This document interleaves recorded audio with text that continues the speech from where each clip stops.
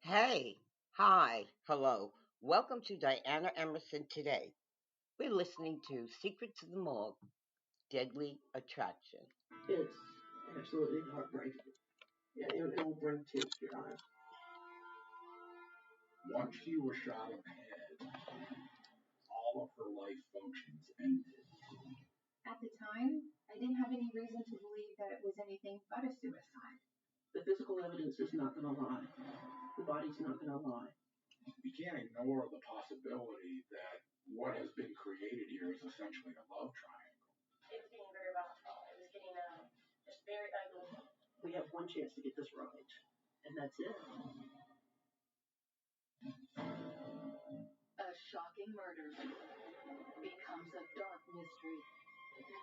The victim's body holds the key to convicting the killer. Every fiber is a clue. Every wound is a piece of the puzzle. In these cases, it's up to the medical examiner to find the crucial evidence and catch the murderer. This is Secrets of the Morgue.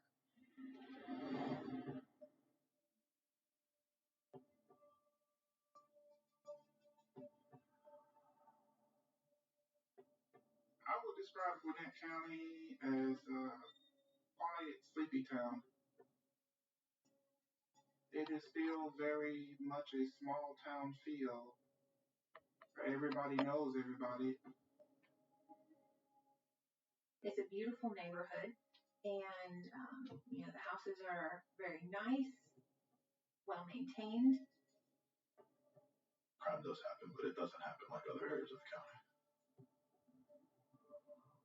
One cold morning, something devastating happens that shakes this town to its core. 991. My girlfriend's dead. And what do you mean by that? She's been shot. My son just ran over a body. He lives across the street from you. Okay. You think that she can be helped?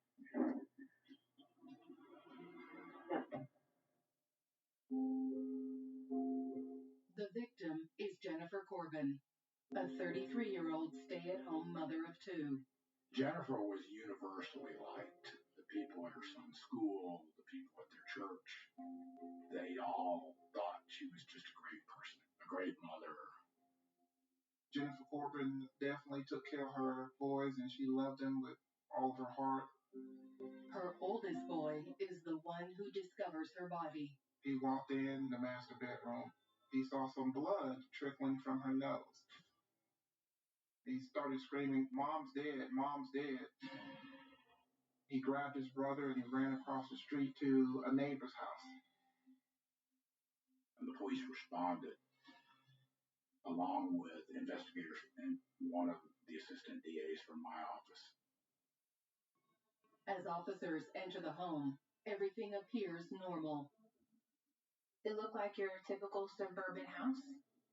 They had a typical family room set up, dining room set up. There was no signs of a forced entry. There was no disarray that indicated a fight or anything like that. But as investigators approach the master bedroom, it's clear something has gone very wrong.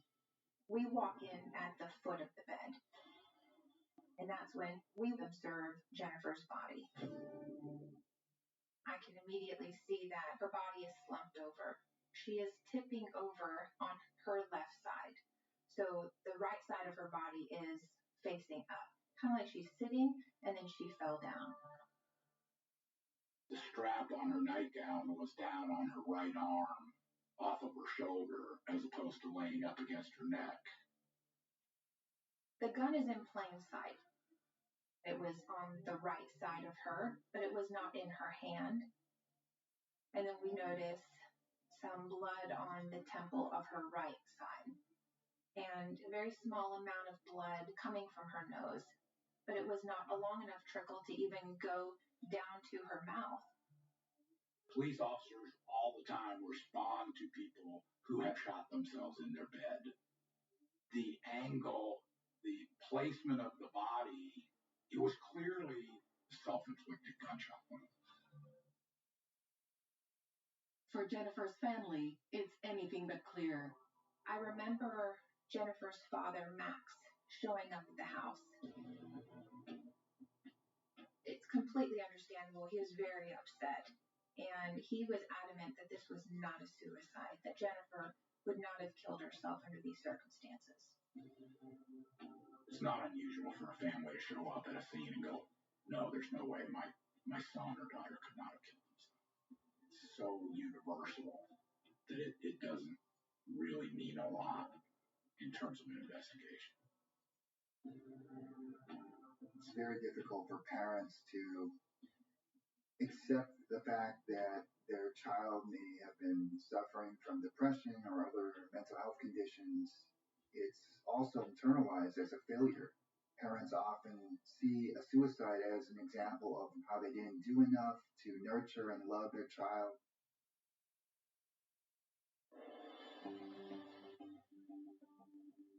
To get to the bottom of this young mother's mysterious death, investigators turn to medical examiner Dr. Carol Terry. Typically, pathologists are portrayed as weird people who play with dead people and hang out down in the dark in the basement of the hospital. I never made a conscious decision that, well, I want to take care of dead people. I enjoy pathology. I'm good at pathology. It just so happens that my patients are deceased. And their story deserves to be told as much as anyone else's. When I'm being flippant, I will say I chose forensics because it's the perfect career for a female because I get to have absolutely the last word. The last word in this case is determining how Jennifer died, whether or not she shot herself or was killed by another. You have to let the scene speak to you. The physical evidence is not going to lie. The body's not going to lie. As a medical examiner, one of my areas of expertise is in pattern recognition. The entrance wound was on the right side of Jennifer's head, kind of behind and above her ear, kind of right up in this area. Certainly, one can shoot him or herself in that position, although it is a bit unusual, and especially when you have your strap. Any woman who's trying to do anything with a bra strap that has come down her arm knows it's very difficult to raise your arm. So that is kind of like a little red flag. That's not the only thing Dr. Terry finds troubling. The firearm that was there with Miss Corbin that inflicted her fatal injury was a revolver. And it had 2 unfired rounds that were still in it. Women especially would say, what mother would do this knowing that her son was going to find her? What if he'd shot himself? What if he'd shot his brother? That was a big piece of the puzzle that just did not make sense. The mystery deepens as detectives make their way through the house. I eventually found 2 rooms, which are clearly for each of the boys. But I also find a guest bedroom upstairs. The bed is not made. I notice that there is men's clothing scattered throughout the room in a laundry basket and on a floor. Jennifer's oldest son tells investigators that the man living in the guest bedroom is his father, Barton Corbin. Barton Corbin and Jennifer Corbin were staying in separate bedrooms, so that's an immediate indication of some kind of marital issues or separation or something that's going on that is not Leave It to Beaver family situation. In the master bedroom on the floor, they find an open suitcase full of Jennifer's personal items. There was also a copy of a divorce decree that was tucked under her body in the back on her left side. Her husband, Barton Corbin, had just filed divorce. He wanted to get custody of the kids. So we needed to find out where the husband was. He was not at the scene. He was nowhere to be found. Barton Corbin never came to the scene. Her whole family was there. Her sister was there. Her dad was there. Her brother-in-law was there. They came to get the boys, and all of us us where they were saying, how could you leave your kids in this situation? These boys have seen more than they ever should have seen. My children were also about the same age. I can't imagine as a father if my spouse was deceased, how that would affect my children. It's absolutely heartbreaking. It will bring tears to your eyes. But that said, it's my job as a pathologist to cut through all the emotion and interpret the physical evidence, and from there, you arrive at the truth. Dr. Terry's team brings Jennifer's body to the Gwinnett County Morgue for autopsy. In order to determine the manner of death, first of all, I do an examination on the remains that are available to me. We have one chance to get this right, and that's it. Because then our mistakes are going to get buried or cremated and destroyed. Right away, Dr. Terry makes a significant discovery. The entrance wound was kind of above and behind her right ear, and the bullet almost exited, and it was kind of toward the left side of her forehead, just underneath the skin. And the path that the bullet took through the brain almost completely cut across her brainstem. And once it cut across the brainstem, you wouldn't expect her to be able to hold on to that firearm. So, given how she was positioned on the bed and the location of the entrance wound, there was no way to explain how the gun wound up at the level of her waist, underneath her hand, because her hand would not have been able to hold the gun. It's just not possible. It's a huge revelation. Investigators send the gun to forensics for further examination. The analysis of the gun showed no fingerprints, no hand wipings, no DNA. In order to have no fingerprints, the gun would either have had to be wiped down or cleaned. The way this worked is once she was shot in the head, all of her life functions ended. It was simply impossible for her to shoot herself and then wipe the gun clean. It was clear evidence that this was not a suicide.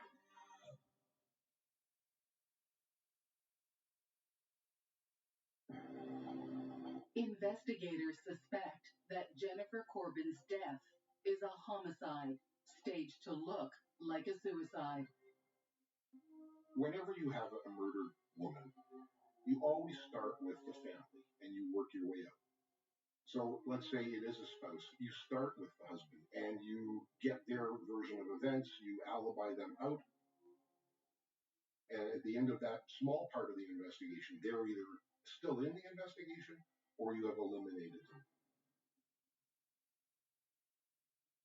We already had the person who was theoretically closest to her acting suspiciously, so we focused on Barton Corbin immediately. We finally reached him on his cell phone, and he was at his brother's house. He was notified of Jennifer's death. He dropped the phone, and you could hear him sobbing in the background, and he's just despondent. His brother was saying he was throwing up. He said, we'll be down there. Several hours went by. He didn't show up. The detectives called him again. After about 6 hours, it was pretty clear he was not going to come to the scene. And from basically that point on, his brother, Bobby, became his spokesman. He didn't talk to police again that day.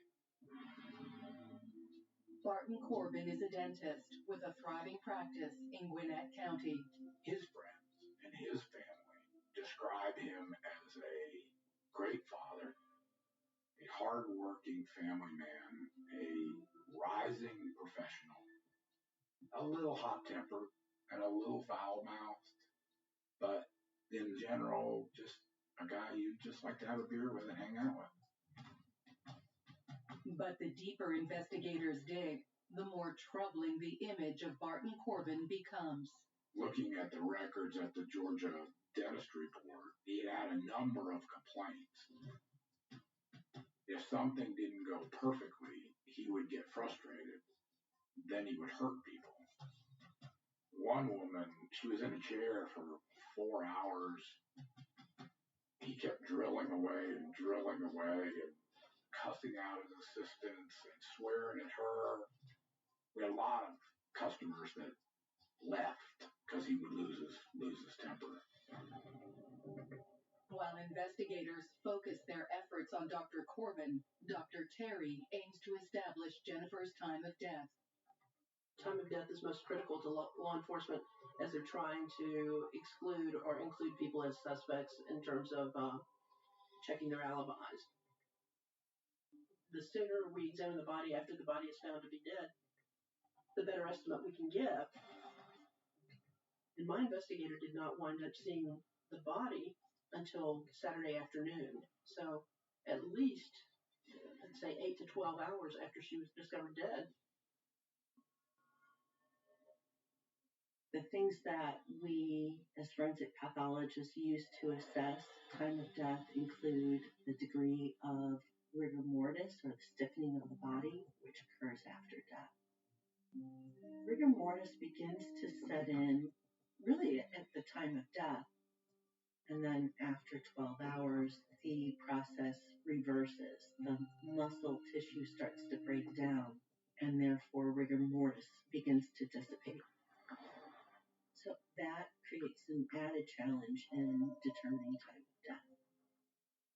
So I never opined on a time of death because I couldn't narrow the window down. With that critical fact unknown, investigators try to piece together Jennifer's final hours. The boys told us that they had dinner, they watched TV, they went to bed somewhere around 9 o'clock. And then, of course, she was discovered early in the morning, the next morning, by her son who wanted breakfast. And so that was the narrowest we had. So the first job was to try and establish the whereabouts of Barton Corbin in the night before and early morning hours of the date of Jennifer's death. Barton stated that he was at a bar, a local bar in the city of Swanee. He was there with friends, talking about eating wings and sharing a pitcher of beer and so on and so forth. Then he claimed that he drove directly to his brother's house in Tequila. That by that time it was after midnight, the house was dark, and he didn't want to wake the whole house up by banging on the door, so he slept in his truck. Claimed that he got up right at dawn, knocked on the door, his brother let him in, he had breakfast, fell asleep on the couch, and was there when he was notified of Jennifer's death. Given Barton's alibi, investigators turn to Jennifer's personal life, searching for anyone with a motive to hurt her. We conducted a forensic procedure that we do on computers to download all the information, the hard drive, in Jennifer's computer. They soon discover Jennifer has been living a secret double life through an online avatar. Through her mother, Jennifer got into the gaming world. She introduces her to a game called EverQuest, and they begin to play together. And then they start to join in with the bigger population of players. That's how she meets Chris. Jennifer and Chris begin emailing each other outside of the game. It very quickly takes on a personal aspect. And by that I mean that Jennifer very quickly is willing to confess her unhappiness with her marriage. She begins to talk in detail about how much she loves her boys, but how bad things are with her husband. When you looked at Jennifer at that time, she found someone that she could truly confide in, that would listen to her feelings and her emotions, and give her some advice and the love that she was essentially missing at home. And then Chris starts to talk about his life, but he's very general about it. And then they begin to talk about the sexual aspects of it. And it's very detailed in terms of what they want to do and what they plan on doing. 3 months before Jennifer's death, Chris confesses his love, and she responds in kind. They were basically going to be in a relationship. We're going to see each other and want to spend the rest of their lives together. Online relationships are fraught with danger. They're designed for anonymity. You don't know who's on the other end of that IP address. They can be anything that they want to be. And if they sense that you're looking for a particular type of man, they can become that particular type of man with a couple of keystrokes.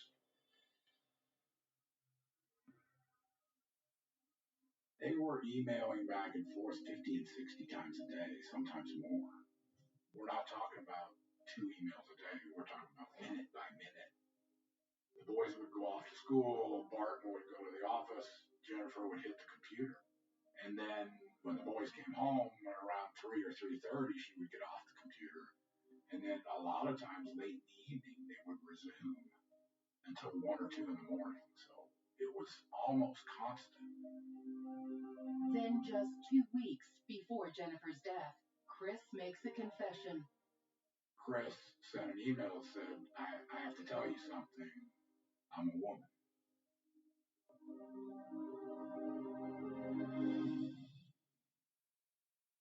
Catfishing is a trend that is often used in online dating.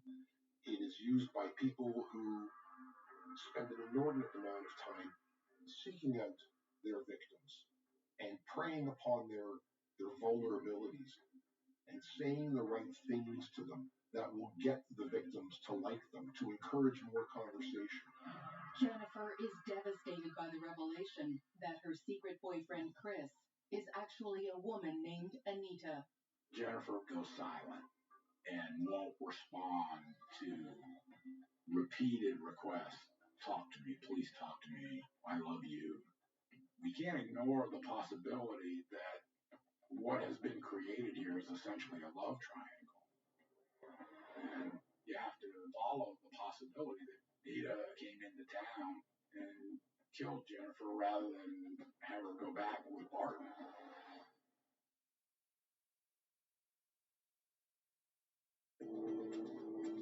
While working to solve the mystery of Jennifer's staged suicide, investigators uncover a secret online affair with a woman who was catfishing her.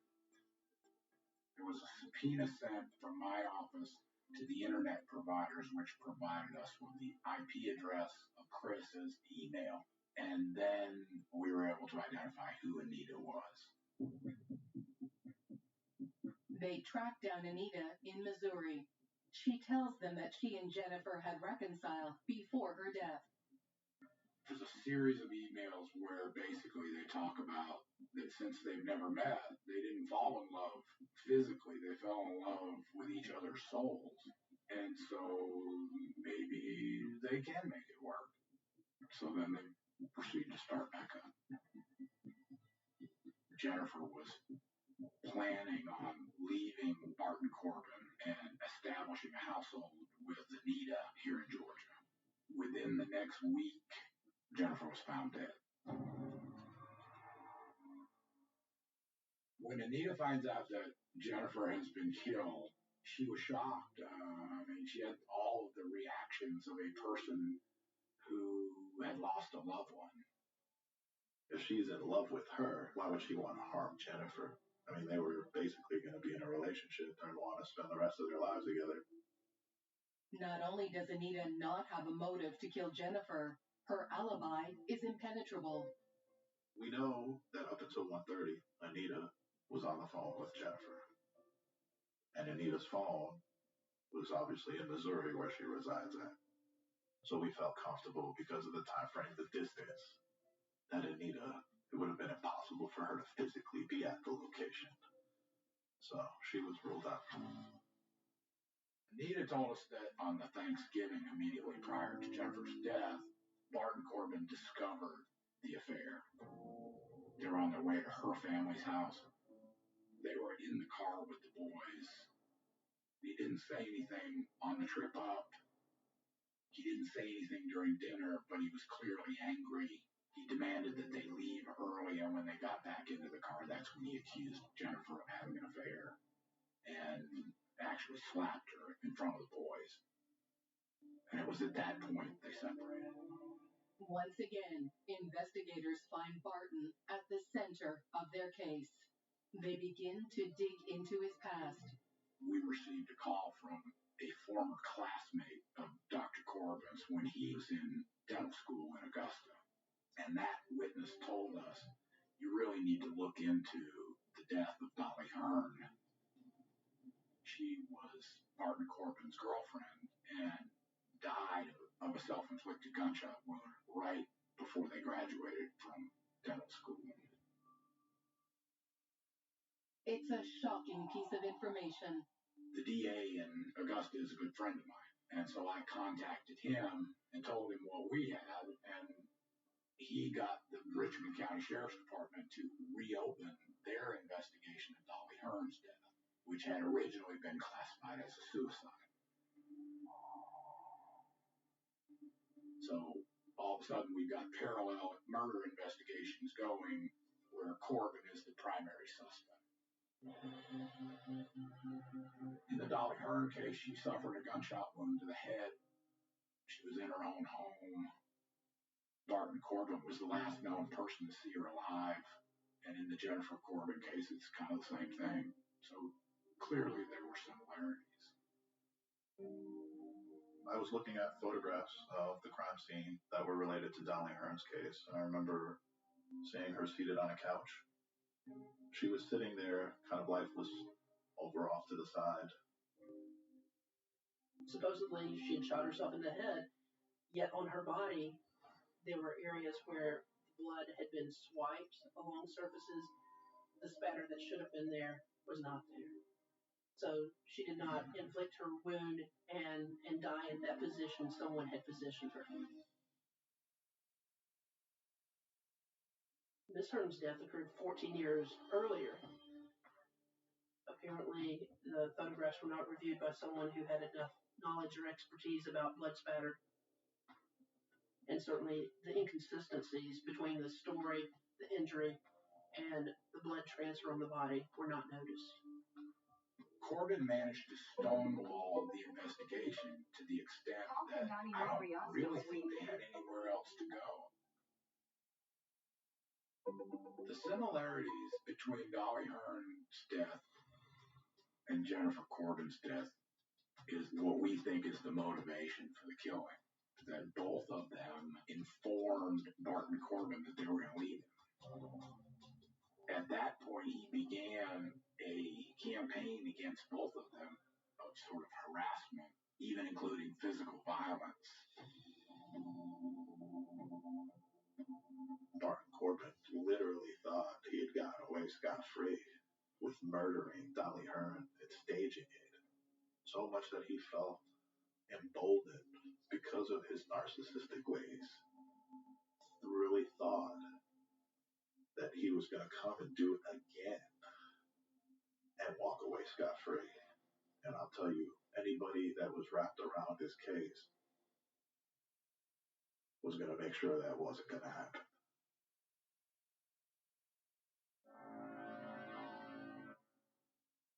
After learning of a second suspicious death in Barton Corbin's past, detectives interviewed Jennifer's sister to find out what she knew about her brother-in-law. It was getting very volatile. It was getting just very ugly, and Bart started acting so bizarre. When you say bizarre or more bizarre, I guess is a better term. What are you talking about? Well, just harassing Jennifer, breaking, getting into her car and trying to go through the things, stealing stuff from her purse. When you did talk with her the last time that you actually spoke with her, was it face to face or was it on the phone? She left my house.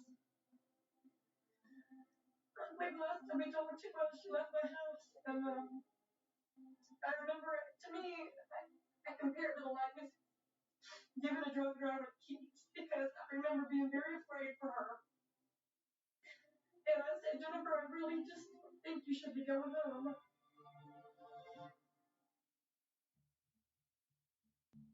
Sometimes in investigations, when you're looking at the husband and you find a history of domestic abuse, what you're looking for as an investigator is an escalation in the degree of the assaults. It may have started with verbal threatening, and then it may have gone from that point to a slap or a punch. It may have gone after that, 2 weapons.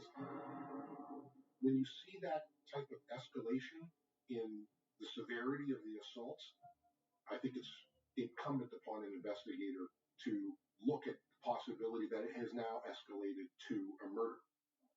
3 days before her death, Jennifer phones 911.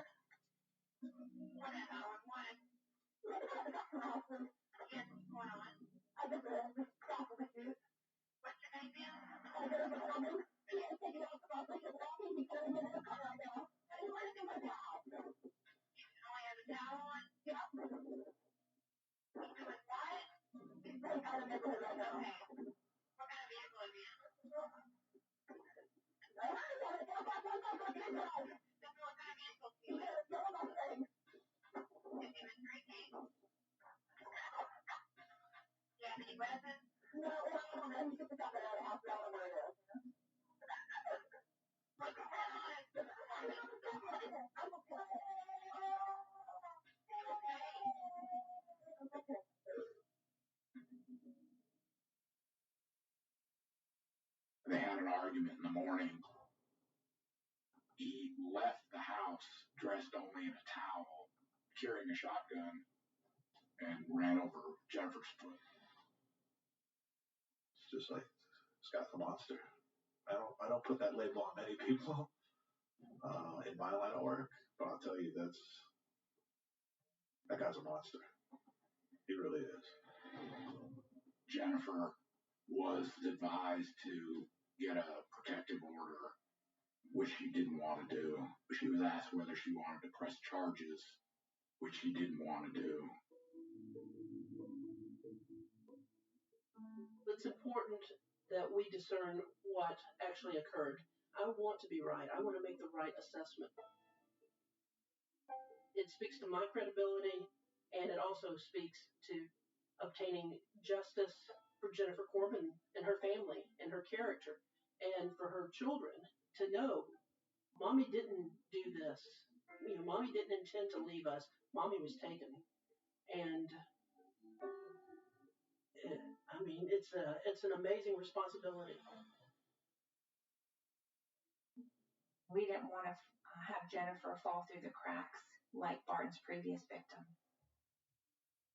I think if someone gets away with something one time, they're going to go with what they know, and they're going to try that again. We knew that the defense was going to be she shot herself. It was set up to look like that. I mean, the narrative was going to be she was sitting in bed, her husband had just filed divorce, he was going to get custody of the kids. So she was despondent, she had a glass of wine, and she took her own life. That was going to be the narrative. A lot of times, if you can't attack the science, you attack the individual. Dr. Terry takes a sample of Jennifer's blood and sends it away to test for drugs and alcohol. There were concerns about her potentially being somehow impaired or intoxicated, but her toxicology was negative for alcohol, and that she was also negative for cocaine and cocaine metabolites. Investigators decide to challenge Barton's alibi one last time. Barton stated that he was out with friends and then went back at some point to his brother's house. Never, ever, ever is there mention that he went by the house to check on the kids. He was adamant, basically that he was never near the house. We canvassed the neighborhood to try and determine if anybody saw or heard anything.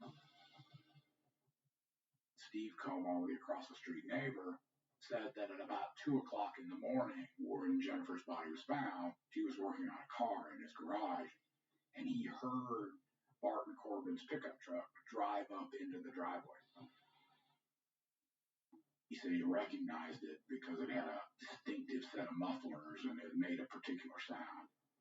About 15 minutes later, the truck pulled out and drove away, and he saw that. So we subpoenaed Barton Corbin's cell phone records. And the cell tower data indicated that he was in his neighborhood before he went to Tequila. Now we've got Corbin at the scene we're starting to pull apart his alibi. It's not holding, but what is the evidence that connects him to the crime?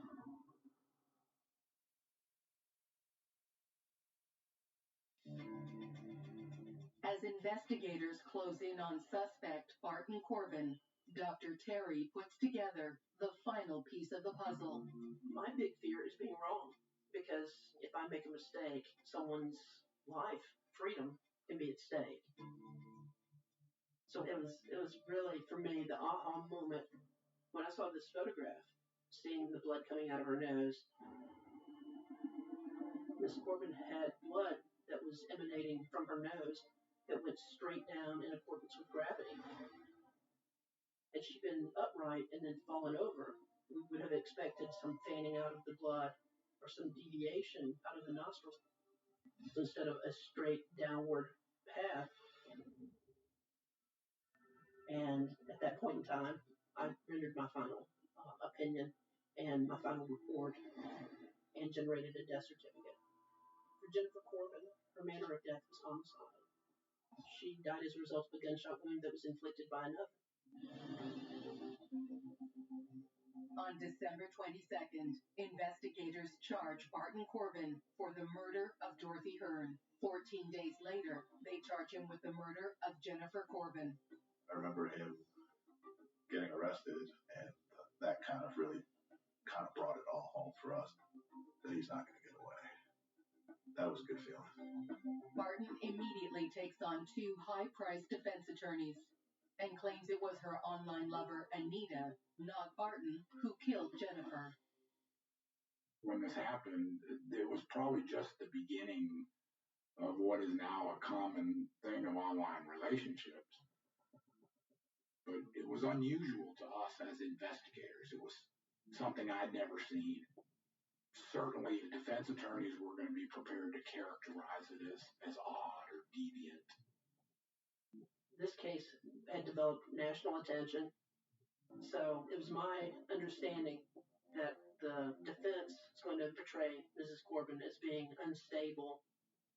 They were going to say that Dr. Corbin had been wrongfully accused, and all he had tried to do was love this poor damaged woman. Detectives fight back by sealing up any potential holes in their case. In my mind, the key piece of evidence that we had to find out was the gun. Where did that gun come from? How would and could we connect it to Barton Corbin? And that's when Mr. Wilson's name comes up. Mr. Wilson worked for Barton Corbin's father. He runs a business in Troy, Alabama. We learned that the gun was potentially either sold or given to Barton Corbin by Mr. Wilson in a recent time that they were together.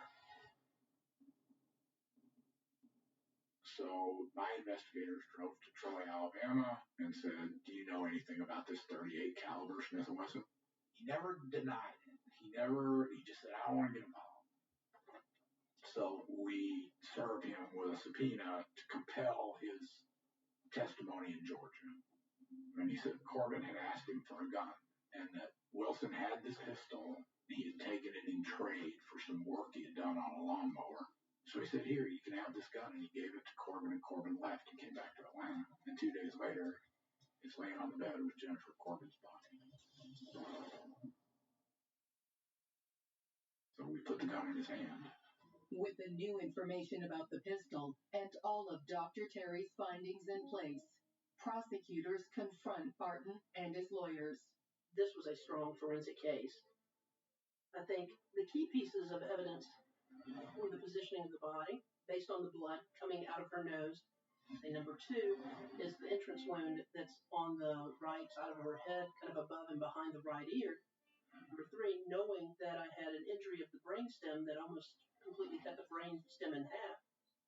So when the firearm was discharged, she would have no control over her hand. And there's no way you can explain or reconcile the fact that the firearm is beneath her flaccid hand, tucked into the comforter at the level of her waist.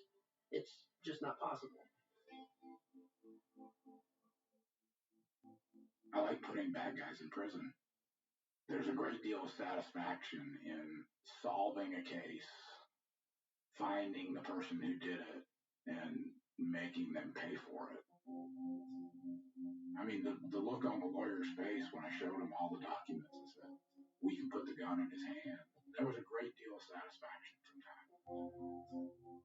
On September 15th, 2006, Dr. Martin Corbin pleads guilty to the deaths of both Jennifer Corbin and Dorothy Hearn. When he enters his plea of guilty, he's asked, did you in fact commit the offense? And he says yes. And then the judge asked him, tell me the facts of the case. And in each of the cases, he gives a summary of what he did. He did not go into the details of, I walked in the door, I went up the steps. He basically said, I intentionally went up and shot my wife in the head and then fled and then left.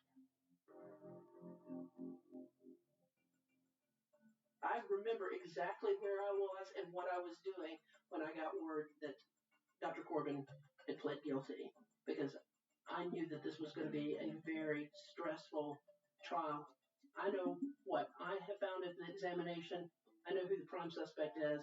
And for me, it's more satisfying for the person to say, yeah, y'all got me. Y'all got me. The one thing I took away from the case is Barton Corbin's really smart. He managed to cover up a murder for 14 years. He completely deceived his own family. He's really smart, and he thinks he's really smart. But we were just smarter. And when I saw him go out the side door and knew he was going to spend the rest of his life in prison, I was the happiest guy in the whole courthouse. That was a guy that I needed to take off the street, and I was proud to do it. In this case, here you had two innocent women. The only thing they did wrong was choose the wrong person to get into a relationship with. That's it. And they paid the ultimate price. When you see situations like this, you know instantly that these children are parentless. They've already lost mom. Now they're going to lose dad. And who's going to take care of them? And I know that they have a very strong family. And I know that Jennifer's sister came forward and raised them as her own. I think we all hope that they're living a great life even without Jennifer and their dad.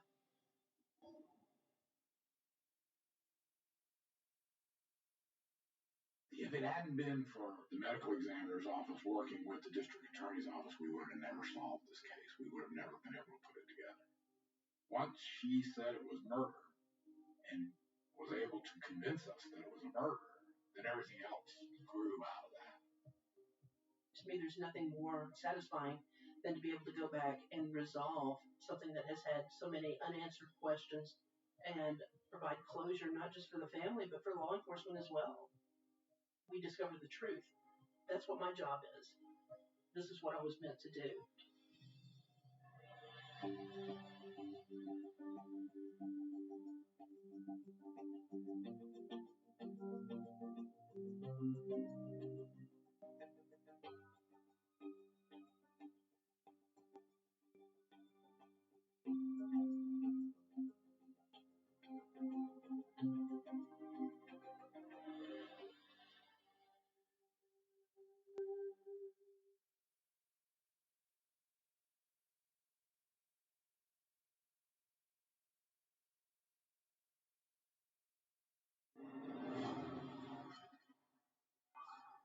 His hands and feet were burning. Bobby was in constant pain. We never thought this would be a death sentence for him. One coworker looks at another coworker and, did you do it? Police didn't know the manner of death, accident, suicide, or homicide. This was a diabolical, methodical killer. Who would think that someone could do something so cruel? Probably the most troublesome case in my entire career. They thought that someone got away with murder. A shocking murder becomes a dark mystery. The victim's body holds the key to convicting the killer. Every fiber is a clue. Every wound is a piece of the puzzle. In these cases, it's up to the medical examiner to find the crucial evidence and catch the murderer. This is Secrets of the Morgue.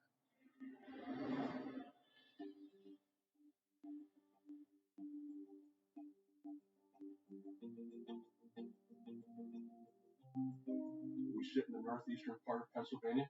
We're on the fringe of the Pocono Mountains. It's a historically old mining town. People are hardworking, blue-collar families. It's a good community, close-knit community. 3 or 4 colleges in the area. Very nice people. They get along with each other. Early one morning, paramedics rush 32-year-old electrician Robert Curley to hospital. Robert Curley was losing his hair. His skin was inflamed. He was hallucinating. This wasn't Robert's first visit to emergency. He'd been in and out of hospital for the past 11 months. Initially, he was diagnosed as having a nervous disease called Guillain-Barré, which starts in the lower extremities. His hands and feet were burning, and he had terrible trouble walking. He was in constant pain.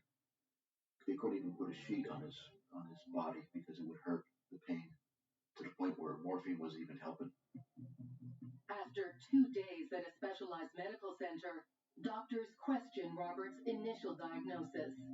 But they don't yet know the cause of the young man's intense pain. One of the doctors there said that, the only thing that hasn't been done is to do a special forensic toxicology test.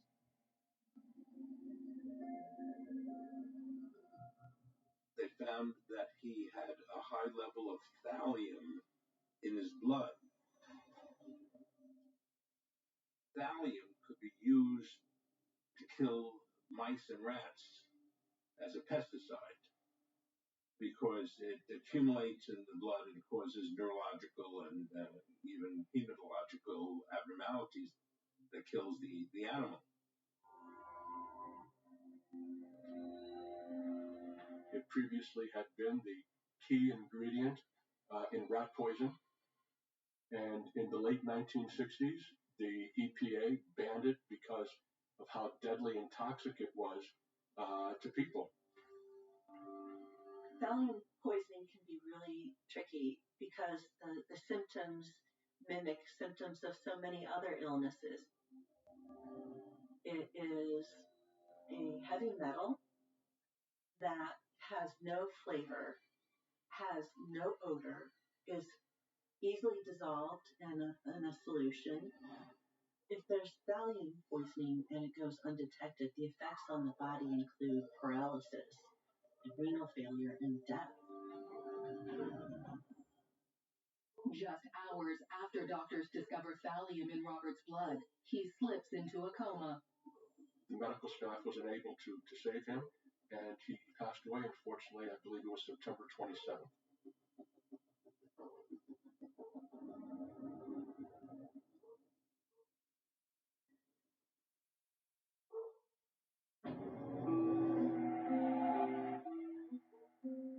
When I found out that Bobby had passed, I was very heartbroken. We never thought that this would be a death sentence for him. We just thought he was ill, he would get the appropriate doctors, and he'd get the appropriate care, and he'd be fine. Robert's friends and family are desperate to know how this could have happened. I first met Bobby in 1979. Bobby was a year ahead of me in electrical school. They took me under his wing, even though he was 4 or 5 years younger than me.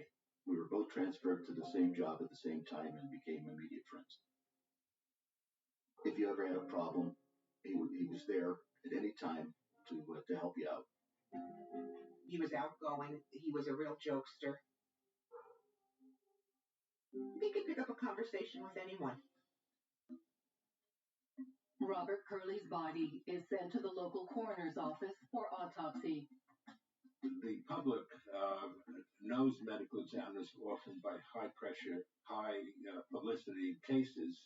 When those are less than 1% of the work we do, most of the work we do are ordinary people who die under questionable circumstances. Former chief medical examiner for the state of New York, Dr. Michael Baden, has performed thousands of autopsies. What appeals to me is to be able to explain to families how and why their loved one died. The coroner's first job is to unlock the exact circumstances of Robert's death. They didn't know the manner of death, accident, suicide, or homicide. Where did the Valium come from? The coroner knew that Bob and a number of coworkers were working at the Wilkes University chemistry lab on a remodeling project. Some very quick investigation determined that there was, in fact, Valium present in that laboratory. Government health and safety officials launch an inquiry into Robert Curley's death. The federal agency that deals with workplace accidents and why the accident occurred, were there unsafe procedures or unsafe practices in place. Law enforcement was not involved. There was no police investigation. All of Robert's co-workers are tested for thallium poisoning, but not a single one has any thallium in their blood. Thallium poisoning is rare in the state of Pennsylvania. The workplace inquiry turns up no new information, and the mystery around Robert's death continues to build.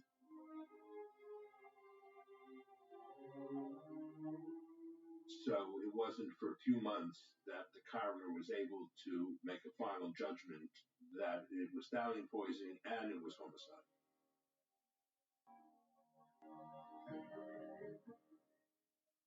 Someone deliberately poisoned the much-loved 32-year-old electrician.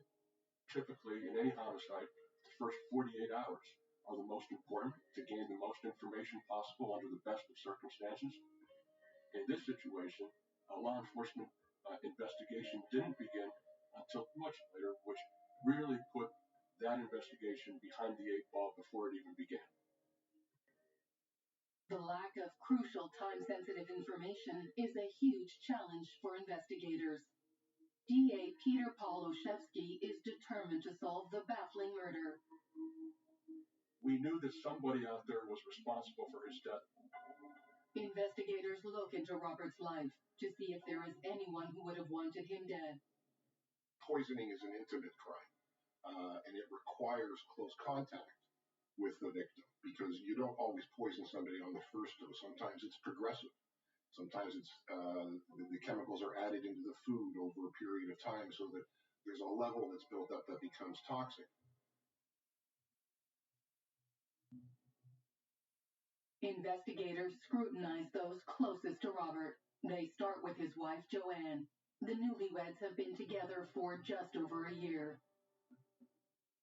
The first time I met her, she was smiling, very, very cordial, very nice. She had a certain strength about her. And, of course, she had lost her first husband. So I guess and she had a baby girl. So she had to be tough to move on. Joanne Curley's first husband died in an accident. One of her friends said to her that you have to get out and, back into society. At which time she did, and she went to a local bar in Wilkes-Barre at that time and met Robert Curley. He called me and he said, I have somebody I want you to meet. So they came over, and we got along wonderfully right from the beginning. We spent a lot of time together. We'd go out for pizza a lot, different places, and the kids were always fine together. We just meshed together well. It's 2 months into the marriage when Robert Curley begins to fall ill. Investigators look carefully at Joanne. Generally speaking, people are not killed by strangers. They're killed by somebody they know. And people generally have a relationship of some kind to their assailant, whether it's a spouse, whether it's a parent, whether it's a sibling. Those are the people that can generate enough animus against you that would cause them to kill you. We couldn't find anybody to say that she was cheating. We couldn't find anybody to say that Bobby was cheating. By all accounts, it was a happy, healthy marriage without any major problems. When I talked to her on the phone, she would be saying, why is this happening to me? I lost my first husband. Why is this happening? Joanne seems devastated, but investigators take a closer look at her behavior. After they left the hospital, the day that he died, that they went to Robert Curley's mother's house,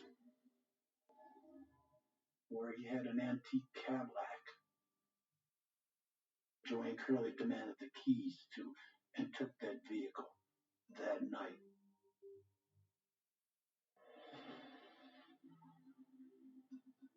There wasn't that sorrow that you think a wife would have. And I took food over to the house for Joanne after his passing. When we got to the door, one of her old friends from high school answered the door.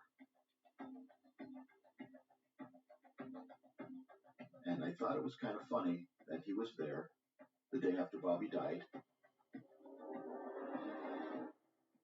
Joanne Curley's conduct was clearly suspicious, and we needed to know, did she kill her husband?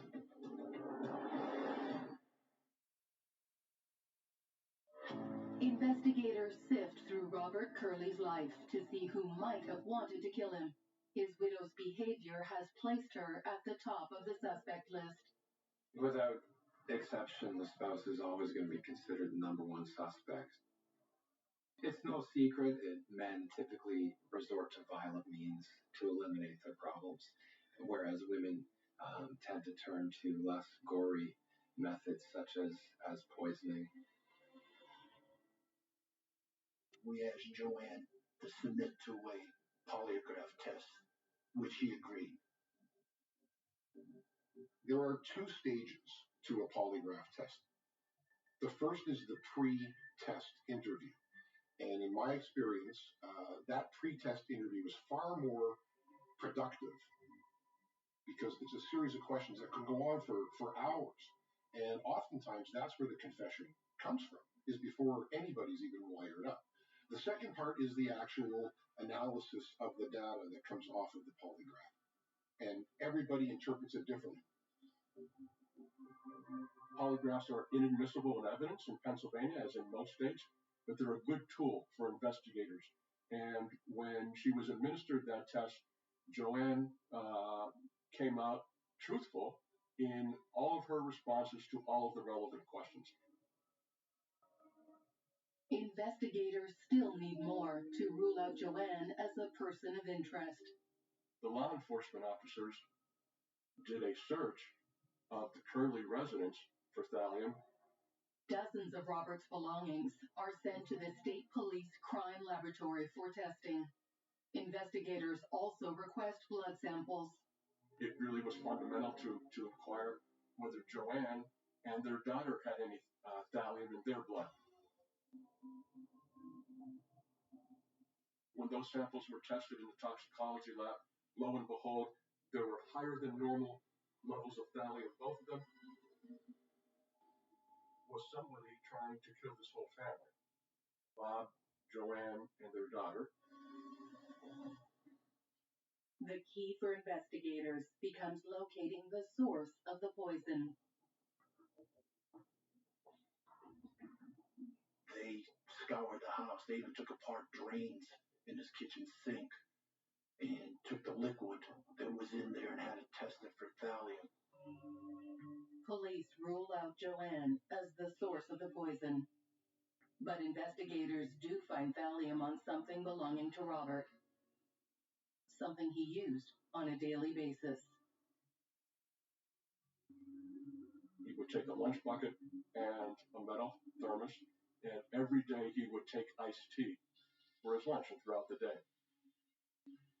Forensic testing at the Pennsylvania State Police Crime Lab then determined that there was traces of thallium on the tops of the rim of the thermos. It's clear to investigators that Robert was the only target. The rest of the family must have accidentally absorbed a little poison. It all comes back to the thallium, who had access to it, and where it came from. Detectives turn their attention back to Wilkes College. It's the only place linking Robert and thallium. There was no other area where there was, in fact, thallium, or how someone could obtain it.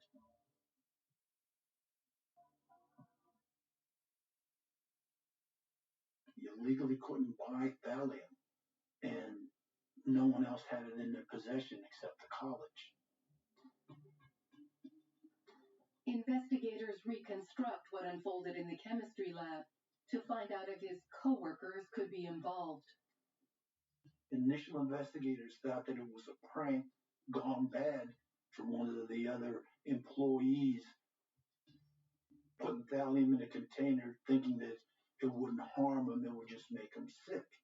I know from investigative experiences, construction workers always play games with each other just to pass the time away.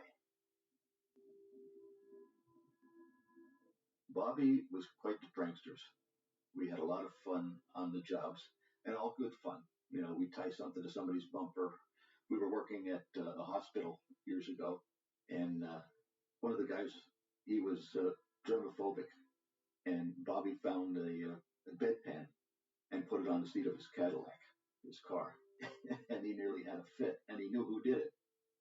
And it wasn't a dirty bedpan, but it was quite hilarious standing at a distance and watching him try to get into his car with his bedpan sitting on the seat. So we had a lot of fun with Bobby. Investigators speculate whether the young man's death is the result of a joke gone horribly wrong. Well, we were interviewed, and their theory was that being that Bobby was a prankster, some of the electricians on the job pulled a prank on Bobby and put what they thought was something similar to thallium in his iced tea, and thinking that thallium and Valium are probably the same. I couldn't believe that that was their idea, because we may be electricians, but we're not stupid. We're not working in the kitchen, and we put paprika in somebody's food. You're working in the chemistry lab with poison signs all over the place. If Robert's death wasn't the result of a prank, investigators need to consider if one of the co-workers acted deliberately. They might have had some animosity towards Bob because he was the foreman. He was a little bit younger than them. They had more time working for the company that he did. His co-workers were interviewed. They cooperated completely, and as part of that process, the co-workers were asked to take polygraph examinations. They all agreed. When asked flat out, were they involved in administering thallium to Bob, they all categorically denied that. But the polygraphic results showed that they were being deceptive in those responses.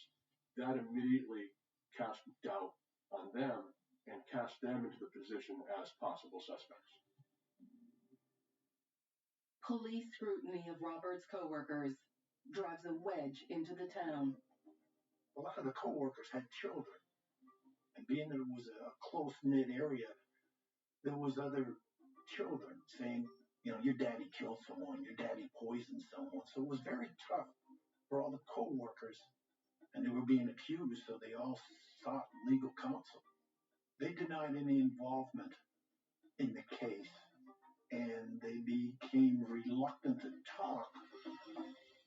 Investigators look for evidence to tie the co-workers to Robert's death. when the investigators now looked into their backgrounds and any possible motivation they might have in killing Bob, whether as a prank or whether intentionally in some way, that investigation went nowhere. The diligence required to eliminate all of Robert's co-workers as suspects takes investigators nearly a year. Every homicide investigator will come to a point in their careers where you get to that place where there is nobody left to interview, where you have received the results of every forensic test you have submitted, where the tips have ended, and where you have exhausted every investigative avenue possible. In its simplest form, there's nowhere left to go. And that means you go back into the box and you reread everything and you give it to somebody who can put some fresh eyes on it. Refusing to let the case turn cold, District Attorney Olszewski looks beyond his state's borders. I was trying another first-degree murder case and had been working with Michael Baden, the chief medical examiner in the state of New York and candidly, the world's leading forensic pathologist. I told him about the Curley case. He asked me if I had any suggestions as to how to proceed. He talked to me about some potential forensic testing that can be done as long as certain specimens were appropriately taken from the first autopsy. Dr. Baden joins the hunt to bring Robert's killer to justice. He has a long and illustrious career working on many high-profile cases like JonBenet Ramsey, O.J. Simpson, and JFK. Dr. Baden reviews the first coroner's autopsy and spots a glaring oversight. Hair samples weren't taken. Thallium, once it gets in the hair, it stays in the hair while the hair is growing. So we can tell when the person was given thallium or given a number of the drugs. So an incomplete autopsy is a fundamental error in any criminal homicide prosecution, and clearly in this case, the coroner had produced an incomplete, inconclusive autopsy. A complete autopsy is essential because that's the information that the homicide investigators will use to form some kind of direction in their investigation. It's discouraging, I would say, when the autopsy isn't done right. To track down Robert's killer, Dr. Baden is prepared to get the right evidence from the victim's body. But there is a major obstacle.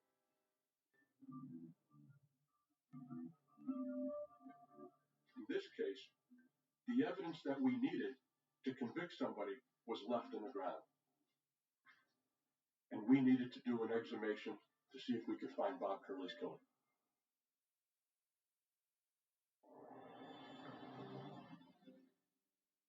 The investigation into the murder of Robert Curley has hit a wall. The tight-knit community of Wilkes-Barre is in an uproar. Every other day there was something in the paper, something new, something old. The media coverage was a terrible reminder of it all the time. They thought that someone got away with murder. That's all people talked about because it was always on the front page of the paper. It was still too hurtful. So you didn't ask family members. Everybody would try to guess, gee, what do you think happened? Nobody knew. We had an unsolved murder case. We had a family that was grieving. And on a daily basis, we had the media printing stories and authoring editorials indicating that they believed the investigation was going too slow and that an arrest should be made.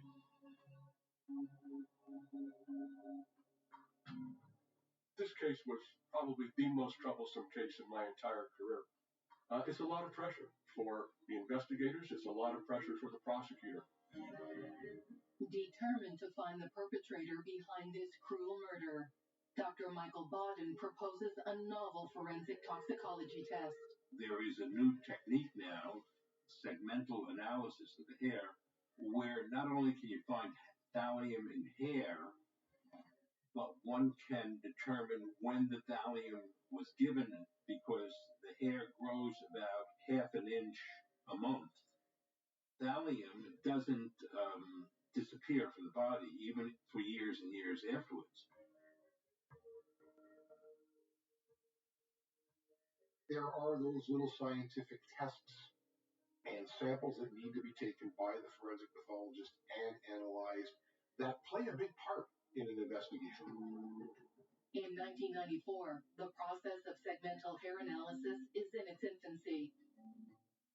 At the initial autopsy, although the presence of thallium was confirmed, they were not aware of the work that had been done on the segmental hair analysis. Curley was the first case that I really was involved in testing this procedure. Dr. Bodden hopes the new technique will provide investigators with the break they need. This would be the first time in Pennsylvania history that we would use this type of evidence. And in the entire country, it had only been admitted in one courtroom. And the problem could be that on the eve of trial, the court could rule that that evidence was not reliable enough. And if the court excluded our forensic evidence, the case was over. It's a gamble D.A. Olszewski is willing to take. Investigators could use segmental hair analysis to create a timeline of poisonings to build a pool of suspects. As a result of my conversation with Dr. Bodden, it was evident that we needed to have, from the initial autopsy, hair samples, and we had a discussion about the possibility of doing an exhumation and going in a second time, in fact, getting them. We needed court approval, and we needed approval of the next of kin. That was Joanne Curley. D.A. Olszewski obtains legal permission for exhumation. Robert's widow gives her full consent. But the team faces a major hurdle. Since Robert has been buried for nearly 3 years, there may be no viable strands of hair left to test. Whenever exhumation is considered, the first thing the police will ask the forensic pathologist is, what's the condition of the body going to be like? And the answer that I give is, we can't tell. Some bodies remain in good condition for decades. Other bodies will deteriorate and decompose considerably within 6 months. The drier a body is, usually the better it's preserved. Nearly 3 years after Robert Curley's death, the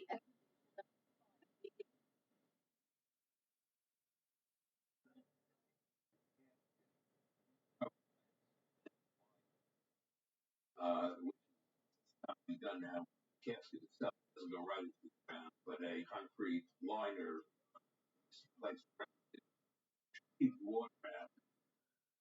As the casket is pulled up, the team makes an appalling discovery. The cement line filled with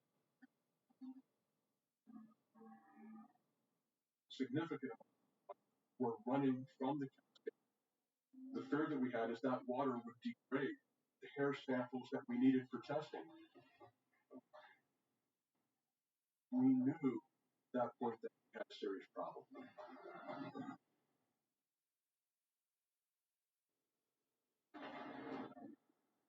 As the exhumation of Robert Curley's body begins, investigators are horrified to discover a waterlogged grave. When we saw all the water pouring out of the casket, we were all taken aback and had serious concerns now about whether we would have success in the re-autopsy. At that point, all our hopes, any evidence at all, rested in Michael Bodden's hands. His ability to successfully gain that evidence from the body that had been written for approximately 3 years.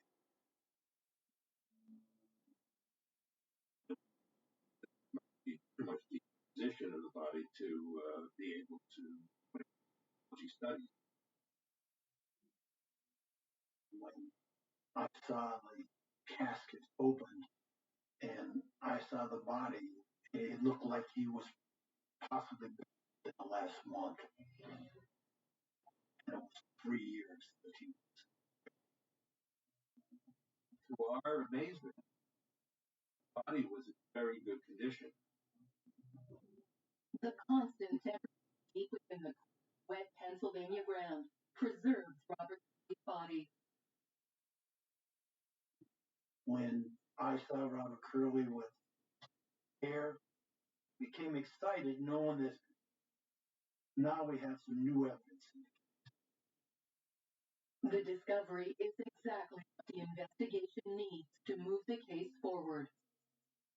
That's when Dr. Bodden took over. If anybody could recover these samples, it was Mike Bodden. Dr. Bodden begins the second autopsy with a meticulous extraction of hair samples. Do segmental analysis to determine approximately how many minutes the given.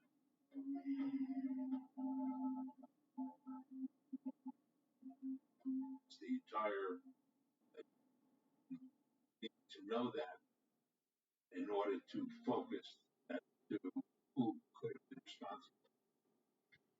Dr. Bodden and his team carefully analyzed each segment of every hair sample. Each time thallium into the goes to the hair roots and stays in the hair root until it's booked. Each segment will tell us how many different times the and when the first time was given. Dr. Bodden and his colleagues built a scientific timeline of the poisoning of Robert Curley. We found these 10 separate spots in hair, and the oldest being before he started working.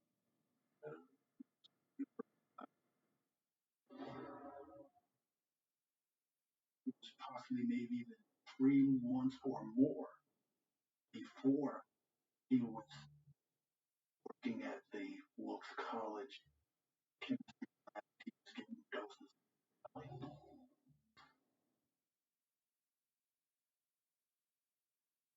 Amazingly, that analysis totally debunks the theory Wilkes University was the source of the thallium. It totally debunks the theory that the electricians were. And now, everybody in the world is a suspect. Find Robert's killer. Investigators look at who he was with each time he was poisoned. We were able to do a chart of all the dates on which Bob Curley ingested. We compiled a list of names, all the people who had contact with Bob Curley on each ingestion date. Job then became to begin the process of exclusion. And we knew that the killer had to have contact with Bob Curley on each and every ingestion date. Dr. Bodden completes the autopsy. He makes one more crucial discovery. The additional bonus was that the stomach, once why we don't fry food anymore. The food that from our meal stays in. And in this instance, food showed a large amount, which indicated immediately that he had given them out while in the hospital.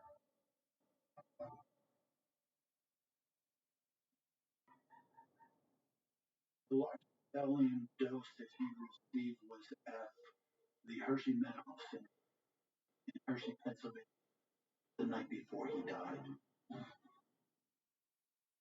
That was information that obviously was never available to us previously. It was significant information that just took the investigation into. So we went from a potential list of approximately 25 suspects down to a list of about 5 individuals. Now the question is, who's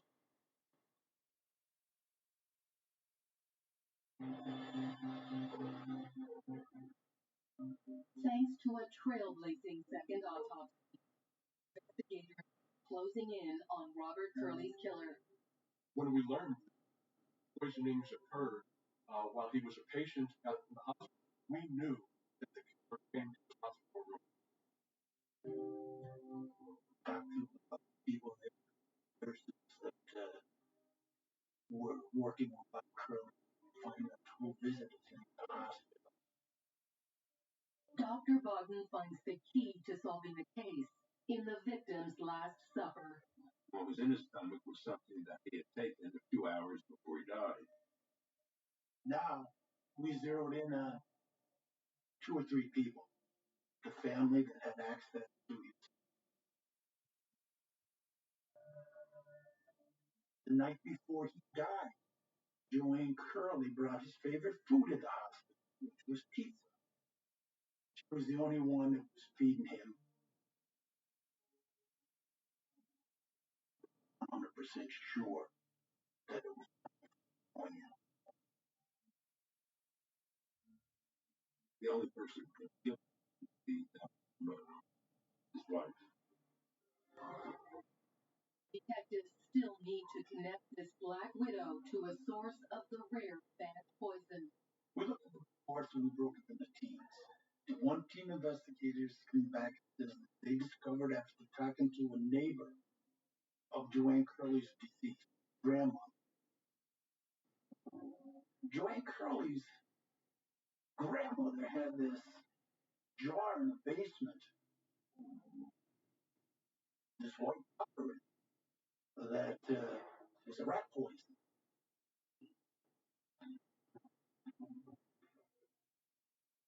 Now all of a sudden, we have another source where the thallium could come from.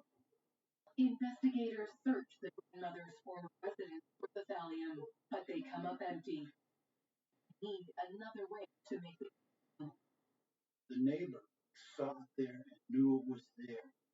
And the other investigators had mentioned that Joanne's brother indicated that this jar with the white powder was there. So while I wasn't able to put the smoking gun in her hand, so to speak, we certainly had circumstantial evidence. More importantly, we were able to show that the thallium poison, that he received it in the hospital, and we were able to show that the person who was there each and every time was Joanne Curley. In July 1997, Joanne is charged with killing of Robert Curley. She was arrested for first-degree murder, premeditated.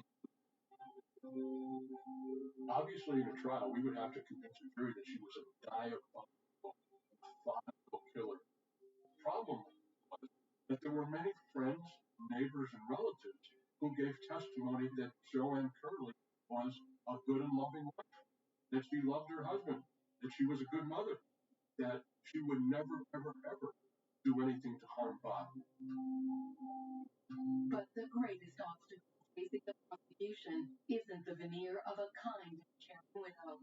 The science was evidence we needed to convict, but the problem was it had never been admissible in a court of law before in Pennsylvania. And if the court excluded our forensic evidence, case was over. Joanne Curley would have won that country woman. Then, Joanne Curley offers to confess on one condition. Defense counsel offered a plea of third-degree murder in exchange for dropping intention to convict her of first-degree murder and a death penalty. Ultimately, the family was unanimous. Mom, brother, and sister all agreed that they would like us to take the plea, third-degree murder. They wanted finality. They wanted Joanne Curley to tell the whole world she was responsible. Joanne Curley confesses to the ruthless poisoning of her husband. She even went own child with thallium to steer suspicion away from her. This was an evil woman. She was a diabolical woman.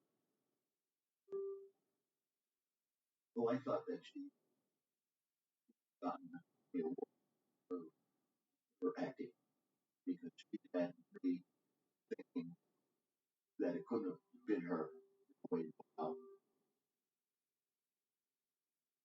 Who would think that someone could do something so cruel? Satisfied. Did she want his money from his annuity from the life insurance back badly? Yes, she did. From the day that she was in to the magistrate, Larry and I had never seen her, talked to her, heard from her again. And that's fine by us. Dr. Bodden and investigators' refusal to give up on this cold, mystifying case. What finally brought Robert's killer to justice 6 long years after his murder.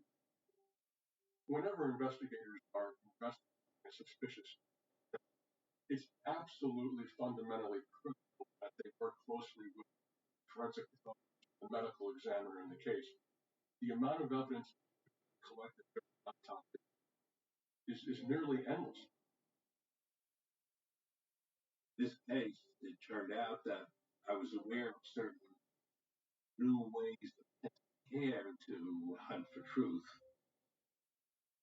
Out of the million doctors there are in the country, less than 400 full-time practicing forensic pathologists, be able to provide an expertise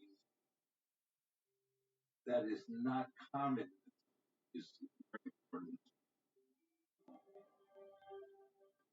It was through the forensic test and the skills of Dr. Bond that this case was solved. It was amazing.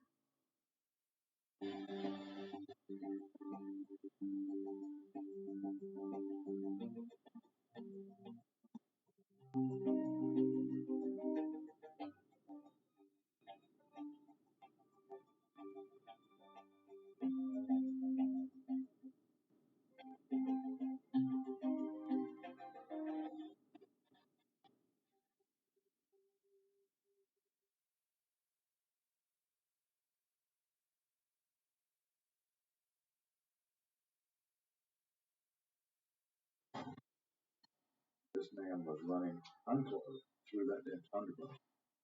He became somehow overwhelmed. You'd have to be running for your life. Saw the signs of strangulation. We have a total of 5 bodies between 2 counties. I just wanted to be sure we solved it